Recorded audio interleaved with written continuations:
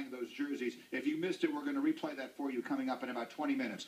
But right now, with Mark Schlereth in our studio, Mike, another special guest is with us. Yeah, he is. Brian Woods from the FXFL. It's a new minor league. We'll let Brian explain what he's calling, the league. But we've talked about this, Mark and I. We've heard Troy Vincent, former player, talk about this. Even the league, that there needs to be a minor league in football. Not a competing league, not a league of football that plays different kind of football, but one that essentially is a feeder league to the NFL.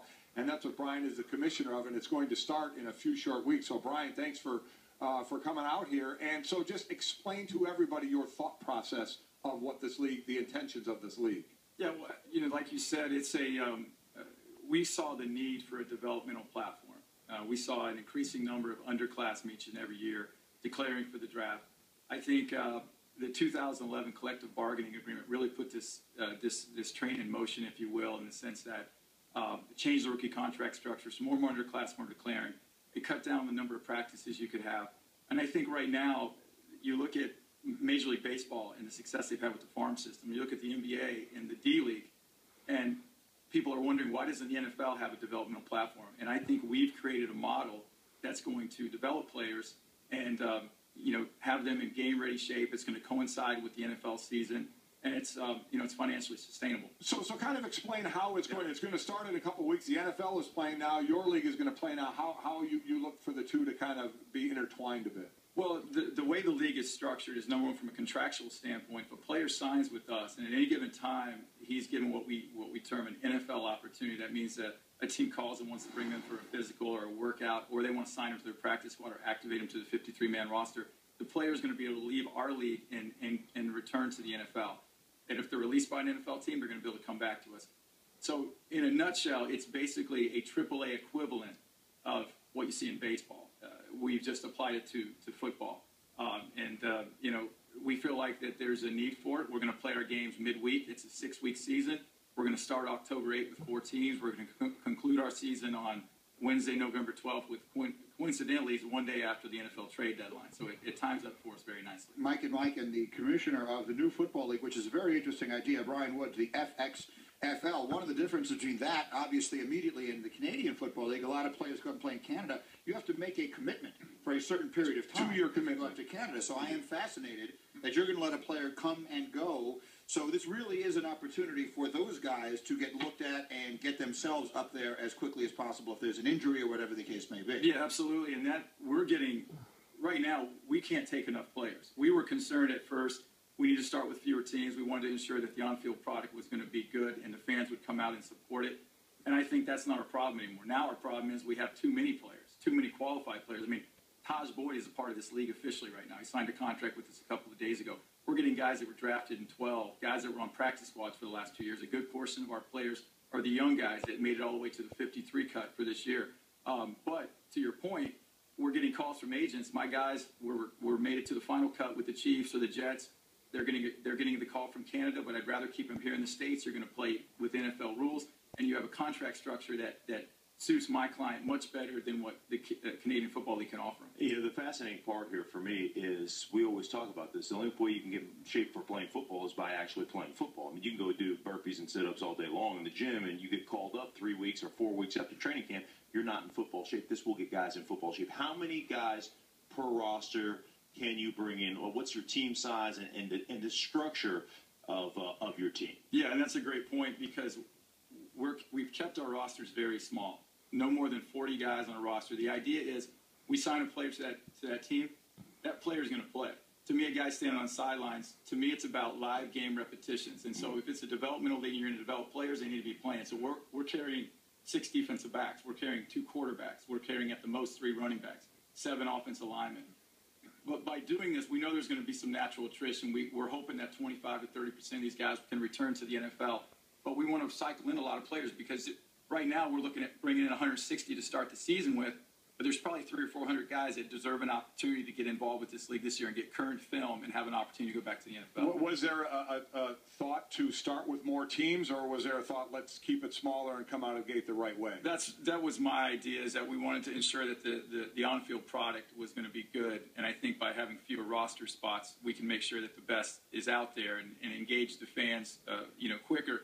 But I think right now we're looking at maybe taking one of our teams and making it kind of a floating team and an all-star format, if you will, so we can get more guys involved. Some agents are calling us saying, hey, look, my guy was drafted in 12. He was on a practice squad in 13, but he needs current film. How can I get him in this league? And I just don't have a spot for him right now. So I want to give as many of these players an opportunity to get film and get back to the NFL. I think that's one thing that people need to understand is when you hear film, and that's what we're talking about for these teams. When a guy gets cut, as Mark said, you can't sit around.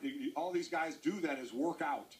Do sit-ups, do burpees, lift, go run by themselves on the field. They need film for teams to see, and this is when we're talking about film, this is what we're talking about. There will be games and film for player personnels and GMs and scouts to look at, actually, these guys playing. It's called the FXFL. The commissioner is Brian Woods. He's in our studio, and they're going to start playing just a couple of weeks. What conversations have you had with the National Football League about this? Well, I mean, look, at the end of the day, our long-term goal is to have an official relationship with the NFL. We feel like that's our ultimate path to success.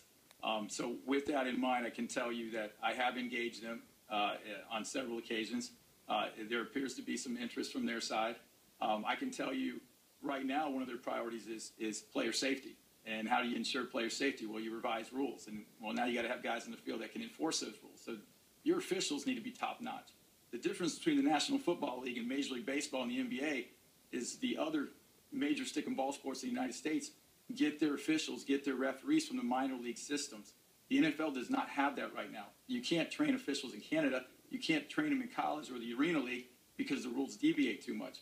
So one thing I know that they've been very interested in getting involved with almost immediately is a place to train officials, guys they've identified as prospective NFL referees. So I think, there's interest from them on several counts. Then how about, I was just going to go there next. You mentioned officials. How about coaches? What kind of coaches do you get to coach these guys? Yeah, I think for us, not all of our guys are what I would deem named coaches, but I feel like they're great teachers and instructors, and that's what this league is about. And I've made sure that all our coaches understand what our philosophical standpoint is, and that is this league's not about wins and losses.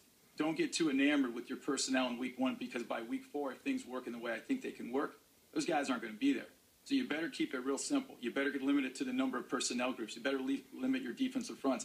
I wanted to make sure that at least one of our teams this year, we only have 4, one of them was running a 3-4 because half the NFL teams were running 3-4 and the other half were running 4-3. So you mentioned 4 teams. Where are they at? Where will you guys be playing your games at? Our venues and our teams are Boston, and we're playing in Harvard Stadium there. We're in Omaha playing at TD Ameritrade Park. One team I'm really excited about, it's kind of the way I see the model evolving, is that we have a partnership right now with the New York Mets, specifically the Brooklyn Cyclones, to play at MCU Park in Coney Island.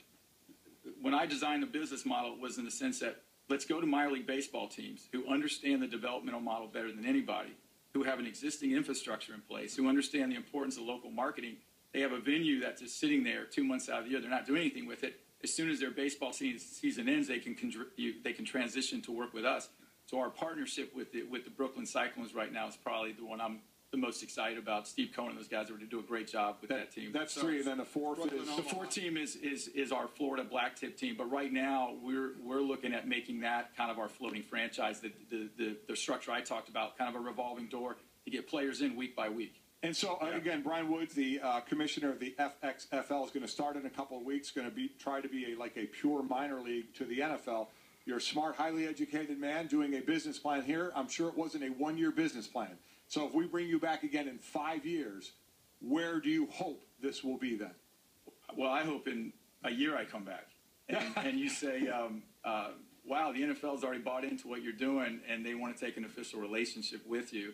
I can tell you, under good information, there's some existing owners right now that like what we're doing, and they think it makes sense. A lot of the NFL scouting departments are already reaching out to me individually. So notwithstanding my ability to reach out to the league office in New York, there's a lot of teams that see value in this and think this is great. This is where we need to send guys. And I'm talking to Howie Roseman. I'm talking to Trent Baalke. I'm telling these guys, send me the guys that you want to see play and to continue to develop. I just don't want to pick guys out of a hat. I want to get the best that you think have a real chance to get back.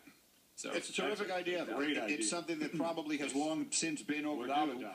I would have thought that the league would do it, and maybe we'll see an official relationship. For me personally, in looking at all this, I think what the league is going to do is take a good look at see how this goes, and then And when it goes well, which I suspect it will, they're going to say, okay, let's partner up. We'll see. We'll find out. Brian Woods, thanks for coming up here. It's a Thanks, very Brian. interesting Appreciate it. idea. We'll keep an eye on it. Thank you. Thank you so much. Brian Woods. Mike and Mike, Mark Schlereth is here. More football conversation.